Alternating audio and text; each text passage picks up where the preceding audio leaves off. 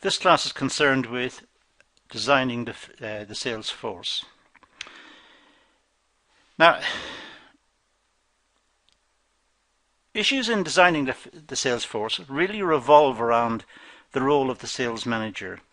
The sales force must be organized and designed by the sales manager. And the onus is on the sales force to generate the revenue that keeps the business afloat. So it's an extremely important function, and it falls to the sales manager to design and organize the sales force in a way that optimizes their efforts and attempts to maximize the return received by the organization from the efforts of the sales force. So it's an extremely important aspect of commercial life. The sales team must be efficiently designed and structured to enable effective flow of communications between the salespeople, the sales manager, and other functional departments and head office. In today's world, we have many means of communications, so that the sales team may be separated geographically by large distances. But because of the wonders of modern communications, they are still able to stay in touch and have quality communications, perhaps video communications, or be able to exchange drawings or plans, as well as traditional phone calls. They're able to exchange those with the head office or with the sales manager or the coordinator for the particular product. So it's important that the team are in communications and they know what each one is doing. The role of ICT is, as I just said, the information communications technology system, is crucial in modern day business. The sales people operate as a team. They will have support, perhaps back at the head office. Perhaps there are researchers who are feeding the team information about the market, about the personnel they're meeting, about the companies they're dealing with, even about day-to-day routines, about how to find their way to a certain company. They will use online maps, but they may also rely on support from the office. And in the cases of emergency, of course, people in the field need to have support. So there is a very tight integration in most organizations between members of the sales team, and indeed between the sales team and the wider organization. Now, in designing the sales force, the following factors should be taken into account. First of all, restructure and organize sales activity, not the sales team. The sales team have got capacity, they have got training, they've got understanding, they're humans, they're flexible, they know their task. So the chances are they have got the skills within them from the outset. It's the activity that needs designing. It's where the team will be positioned, where the effort will be put, who will be targeted, how much resource will be committed to the particular function. So it's organizing the sales activity that's important, not necessarily the sales people. The sales people can be trusted to do a good job. Perhaps knowledge of their sales experience, their history, their commitment, and so on, that will be known to the sales manager. So it's a question of designing the plan which will optimize their efforts. The individual members of the sales team must feel that they've got some authority and some responsibility for the task. They must be engaged, they must be motivated. So they must feel that their contribution is valued and their contribution is important in bringing in the extra sales or in clinching the deal. So they must feel committed, and to do that they must have some sort of freedom. It may be bounded, because of the nature of what is required of them. It may be tightly bounded, but even within the bounds, the members of the team must feel that they've got some sort of latitude. It's not an activity that can be programmed very tightly. It's not a 9-to-5 job. This is one that perhaps requires more flexibility. And the tasks must be coordinated. The efforts of one member of the team must feed in to supply another member of the team the facility, the resources to move forward the next step. So the team is coordinated, they are linked, and they know what their contribution is, they know what's required of them, and probably most importantly, they know how it all fits together and how each one is dependent on each other.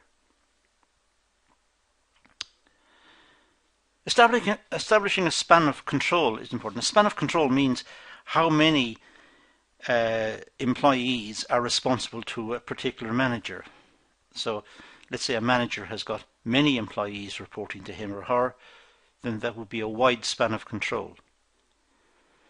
Well, with the sales manager looking at a particular task, there may be a team of 4 or 5. That is the span of control. But the manager must know exactly who's on the team. That's the point. They must know exactly who's involved, what their responsibilities are, their commitment, the time resource that's available, the resources in general that are available in terms of communications, computing, research, and so on. And indeed the other resources, of course, like transport and accommodation and food and subsistence and so on. So the span of control means that the manager knows who's involved, who precisely involved, what are the resources that are available for this particular task. As I said earlier, it's important to restructure and to organize sales activity, not the sales people. A method of organizing the sales team is by identifying activities and then organizing the sales people. So the manager identifies who's on the team, what their skills are, what their abilities are, what they can contribute, and then looks at what's required and attempts to match both. Attempts to see where there are gaps, where there are weaknesses, and where there are strengths. And activities and functions, well, these can include customer services. What services will be offered to the customer? For example, what backup services, what information will be provided, and what encouragements or inducements will the customer be given to make the purchase. Market research is very important. A lot of this will be done in advance, but it'll also be an ongoing effort on the part of perhaps the people back at the base, back at head office, where a marketing research team perhaps are in place. They've got surveys, they've conducted questionnaires, they've done focus groups, and so on. So they're aware of the questions, the chances are that will be asked, and they will be able to feed this on to the sales team. Marketing intelligence is very important. Understanding the market is important. Understanding the concerns of the customers, what's happening within the local area, perhaps redundancies or development, new businesses coming in, what's happening in terms of communications links, new railways or new road systems. Having a wider picture of the environment within which the potential customers live is important, so that the sales team are aware not just of the immediate market requirements, but the wider market influences. And this is important in trying to enable them to get sales and to enable them to satisfy customer needs.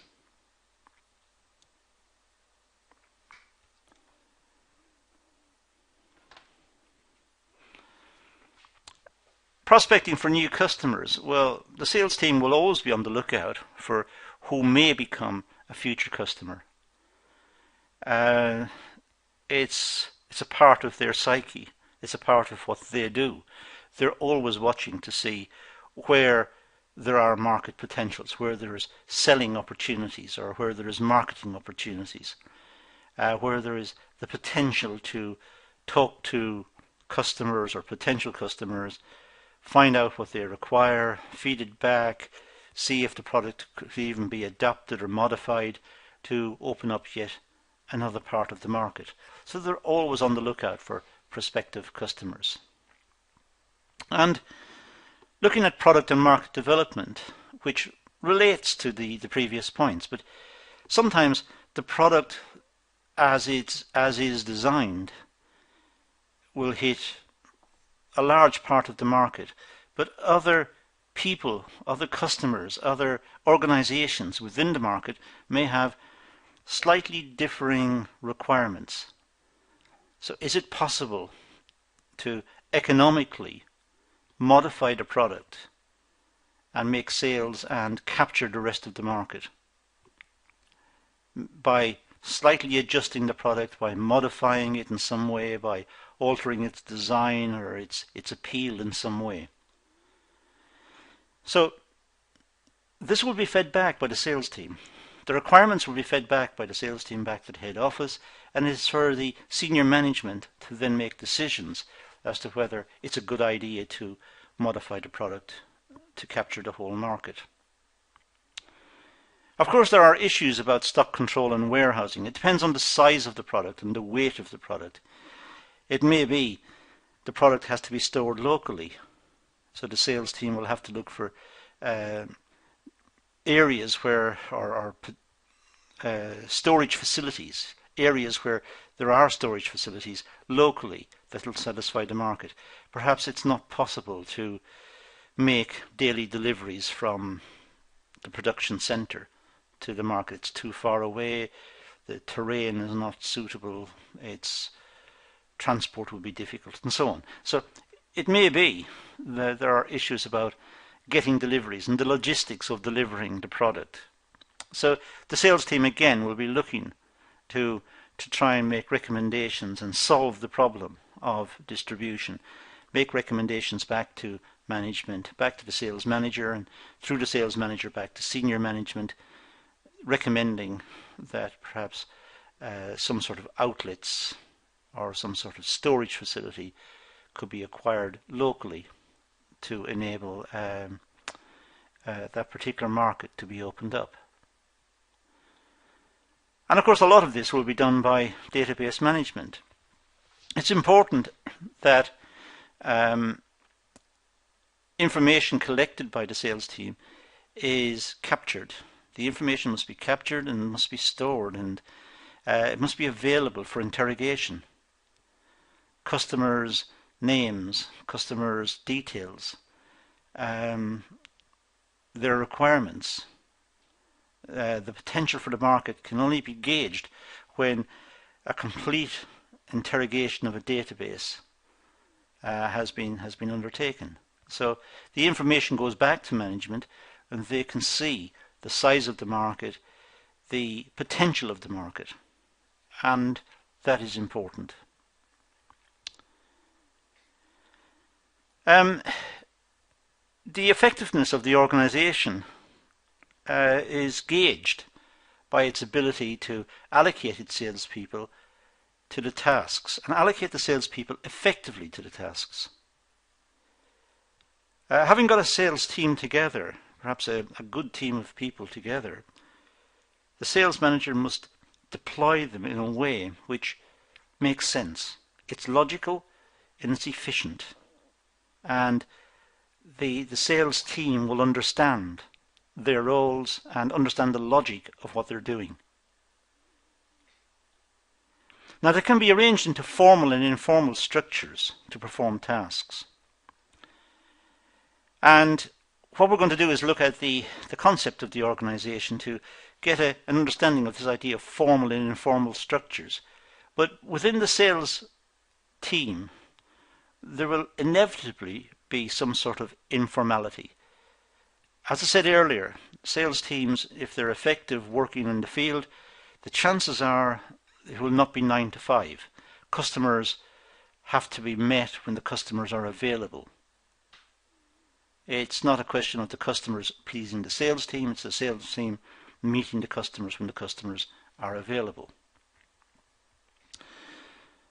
So we can get this idea of the organisation in terms of the tools of the organisation, what it does, the production, the sales, the marketing and so on, the various tools it can rely on, the research, even the finances of the business, which gives an indication of to what degree the business could expand to meet a growing market or not. The tasks that must be undertaken by the business to make the product, to sell the product, to generate revenue, to pay the bills, and perhaps to grow. And the structure of the business. How should it be organised? Should it be organised in a tall fashion, a tall structure, or a flat structure? How should it be organised? And the people. How are the people recruited? What are the attributes of the people recruited? What skills are required? What training is provided? What sort of contracts do the HR people supply, and what motivates the people to participate in the organisation? So even though this diagram has got arrows going everywhere, I think every possibility is covered.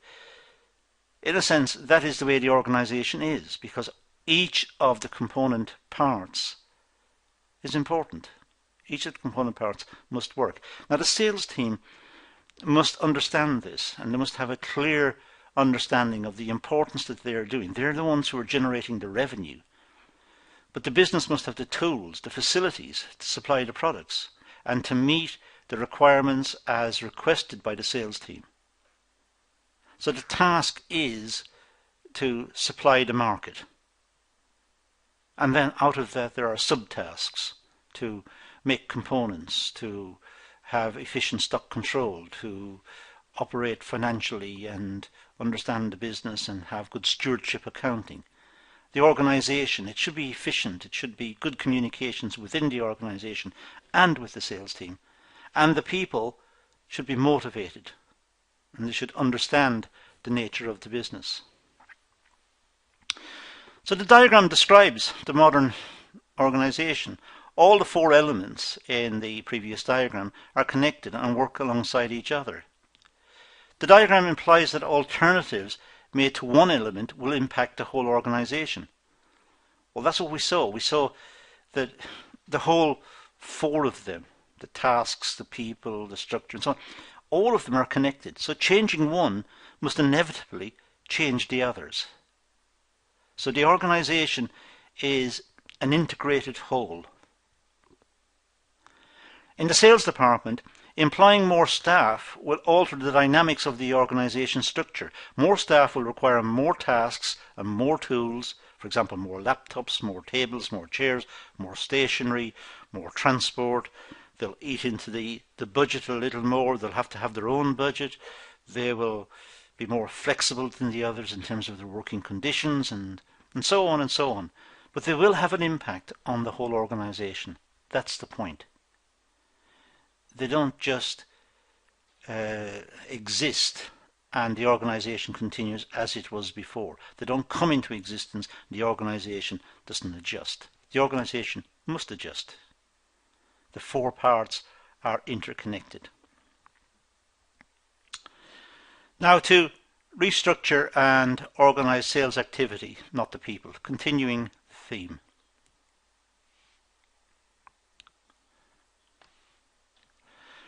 Designing a sales force requires sufficient salespeople.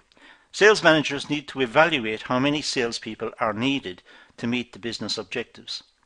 If the business wishes to expand and sell a lot more and enter many markets, clearly it will need more salespeople. So it all goes back to the aspirations of the senior management. What do they want? What is the mission? What's the objective? Where do they want to take the business? If the business wants to grow, more salespeople will be required.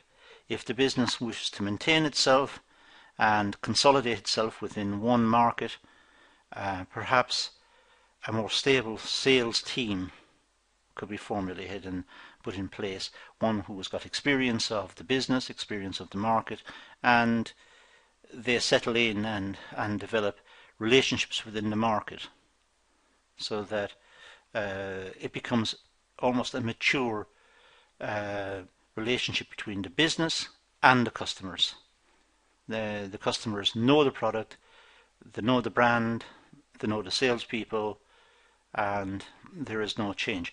But if the business wishes to grow, clearly it will need more staff, more training, and it'll need to have greater flexibility in itself in how to handle that extra growth. The following factors really need to be taken into consideration. The size of the territory. Well, geography is important. If it's a very big area, a very big country, then clearly there are issues. There are issues about communications, about travel, about accommodation, about safety, about insurance, and about the terms of employment. If people are working away from home for long periods, working on their own perhaps away from home for a long period, it's not conducive to long-term stability. People get bored, they get lonely.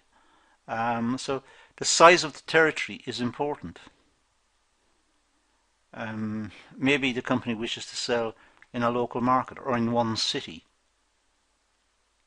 Or maybe it wants to base itself in one city and open a completely separate organization, linked but separate in the sense that it has its own functions, its own personnel in a different city, and it simply moves the products from one city to the next, and that becomes a distribution center. It could be. All sorts of possibilities are possible, but the issue of geography, the issue of territory and the size of the territory is a problem. And what are the current number of employees? How many people are in the business? If it's a very small business, then a lot of the discussion becomes academic. If it's a small business, perhaps the sales manager is also the person who sells to customers and looks for customers. So the sales manager is not the person coordinating a sales team. It could be the case that there are only a couple of salespeople in the business and they simply link to each other and give each other a call and try to work out the best they can. So it depends really on the size of the business. A lot of what we're saying here is conditional on the size of the business. And the product type, well, it depends on the complexity of the product. If the company is making a small component that's very high tech, then the salespeople need to have technical understanding of the product. Clearly their customers, who may be specialists, will want to ask specialized questions. So the onus is on the salesperson to be able to answer those, or to find answers very quickly and efficiently. Otherwise the customers will get bored, they won't trust the product, they won't trust the company, no sales. So the type of product is very important. When dealing with customers tend to want it immediately. They want a response immediately. If the customers make a call to the company to place an order or to make an inquiry, if it takes a long time for the company to answer the call, or the call is kept on hold, or it's redirected to various offices, and the customer will get bored, will get fed up, and will hang up. And that's a sale lost. That revenue is lost. The company has lost as a consequence. So it's important that the business has efficient procedures to deal with customer inquiries. It must be efficient in taking orders and in giving the customer a good experience right from inception, right from the start. The customer must be made to feel that this is a worthwhile inquiry, it's a worthwhile exercise. Each member of the sales team will need transport, and that will take organisation. They will need to look at whether it's necessary to have a fleet contract, to have a contract with a major firm to supply many vehicles, or perhaps just rent cars on the day, or pay employees to use their own car, or whatever. But that needs to be sorted. It takes time, and the company needs to have procedures in place to deal with it efficiently and effectively and fairly with the sales team. And the company must be aware of its competitive strength. The chances are there are other companies out there who are making similar products and will have sales teams trying to grab the market as well. So there's an element of competitiveness in the sales teams. The sales teams must have the best information, the best communications. They must have efficient travel and sufficient backup.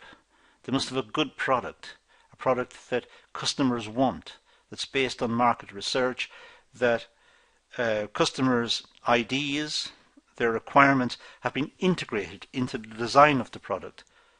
And that will give the company a competitive strength. It's pointless sending out a sales team to try and sell a product which has got defects, or it's seen as old-fashioned, or it doesn't meet customer requirements entirely. The sales team must have some degree of authority to carry out their tasks. As I mentioned this earlier, they must have some flexibility. They can't be controlled. This is not like scientific management, where every aspect of their work can be counted up. How many miles did they travel? How long were they in a particular spot? I mean, that's not the way it works. The way it works is the team should have some authority, some freedom, some flexibility, and the team should be able to work out what is best in the situation. They're the ones in the field. They're the ones dealing with the customer. They can read the situation. They should have the skills to read the situation. And they should be able to feed that back, and from that generate a sales pitch which is acceptable. But it should be done flexibly. It should be based on their knowledge of the product, and it should be based on promises that they can deliver, real promises. But over and above that, they should have some sort of flexibility, some sort of authority to work in the field. They must have adequate resources and tools to be able to carry out their duties. So they may be given the discretion to offer customer discounts, or approving loans or credits, or so they must have some flexibility. They must be able to negotiate. Now, obviously, it depends on the product, the size of the product, or the value of the product. It depends on the size of the contract. So, but if it's a large contract, they may be given some possibility of negotiations, some percentage they're able to knock off the price, or they're able to do something to the advantage of the customer. The customer feels that they've driven a hard deal, and they feel good that they've got the best for themselves. But in fact, it's all been calculated back in the sales office, and the sales team know exactly how far they can go, and they try not to move, but if pressed, they might give a discount. So they can make decisions by themselves. They don't have to constantly return to the management. They've got some degree of flexibility. That's the point. Now, the coordination of tasks. Well, a plan of sales activity must be drawn up beforehand. They must have a plan. They can't randomly roam off from the business hoping to find a customer. They must have a plan. They must have a target. They must be well coordinated. It must all link together. They must have targets. They must have companies or customers or areas they wish to target. And there must be a logic for targeting those. And the team must be able to work effectively together. The salesperson in the field must be able to link to the head office, to the research people, the marketing research people who were able to give them facts and figures and details and give them backup and be able to do on-the-spot research for them if required. But also, other members of the sales team must coordinate as well. It would be silly for two of them to turn up for the same customer, or possibly even worse, one turns up on Monday and the other turns up on Tuesday. That looks like there is no coordination, and the customer is going to think badly of the company for wasting his or her time. So the sales team must be coordinated. So they must meet their deadlines. They must meet whatever deadlines are set by the plan. And they must work as a team. The deadlines are important because that is an area of discipline. Meeting the deadline is a requirement. And it's important that the sales team back at the head office, the market researchers and senior management and the marketing management, they must know what's happening. They must know if their efforts are successful or not successful, and they must be prepared to intervene or redirect as the case may be.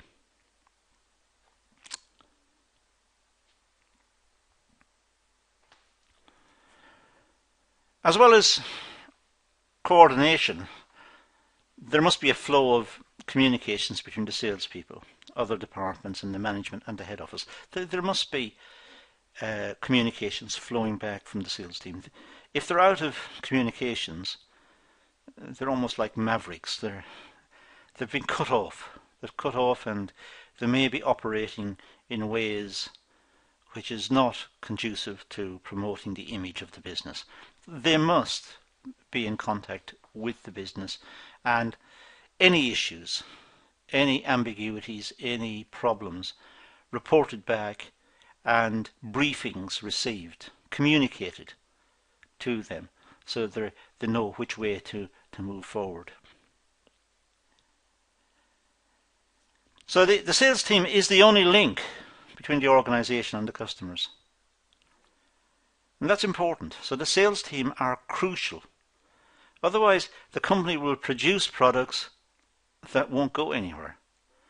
The idea is to produce products to pass on to customers in return for sales revenue, which will keep the business afloat. And the link between the business and the customer is the sales team. So it's critical. So the sales team must have all the right attributes, and they must be in constant communications, passing back and forward ideas, questions, briefings, building up the knowledge base of the market and of the customers. So what we've got is the sales team linking to the company, feeding the company back market intelligence, and the company feeding the sales team sales information. And then the sales team communicating with the customer, and the customer feeding back his or her experience of the product what's good about the product, what's not so good about it, how the product could be improved. And that will be fed back, in terms of market intelligence, back to the firm, back to the business. So communications within the whole system is crucial. Now the span of control, which I talked about much earlier, well, the sales manager must establish a span of control. They must identify the amount of salespeople, or the number of salespeople perhaps, working in the department and to what extent their authority is, or what authority they've got. Now, it's important for the manager to understand the span of control. The span of control, as I said to you earlier, is perhaps 5 or 6 staff. So the span of control would be, let's say, 6. A large company, the manager may have a span of control of 50, looking after 50 people. And there's an element of organisation involved here. The manager, if it's a large span of control, the manager may put in deputy managers or assistant managers and try and break up the functions in this way to ensure that communications is passed on and passed on effectively. It all depends on the size of the business. It depends on the nature of the product. It depends on the size of the market. I suppose the size of the market and the size of the business are linked. If it's a small market, the chances are it may be a small business.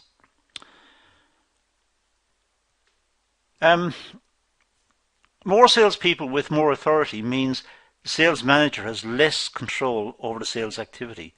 So there is a trade-off. When more salespeople are employed and they've been given more authority in the field, then of course that eats into the sales manager's power. The sales manager will have less control over the sales activity. So there is a tension here. How powerful should the sales manager be? And to what extent should the sales manager intervene, or should the sales manager agree the rules with the sales team, give them authority in certain respects, and then respect that and leave it to the team to get on with the job?